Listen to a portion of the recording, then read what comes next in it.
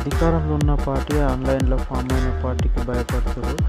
కేవలం ఆన్లైన్లో ఫామ్ అయిన పార్టీకే భయపడితే ఆన్లైన్లో మీరు ప్రశ్నిస్తేనే భయపడతారు. అదే ఆఫ్లైన్కి వచ్చి ధర్నాలు చేస్తే, స్ట్రైకులు చేస్తే ఏమవుతారో మీరు, అండ్ అది ఎలక్షన్లో కాంటెస్ట్ చేస్తే ఏమవుతారో, అసలు కాంటెస్ట్ చేస్తే ఏమవుతారో మీరు ఏ విధంగా తప్పు చేసారో అక్కడే అర్థమవుతుంది.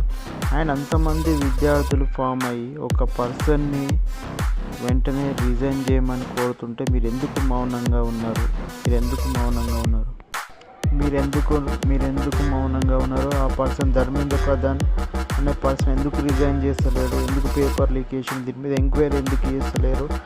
అండ్ సమ్ పర్సన్స్ అంటారు ఆన్లైన్లో కాదు ఆఫ్లైన్లో వచ్చి కొట్లాడాలి, ఎక్కడుండి మాట్లాడితే ఏంది?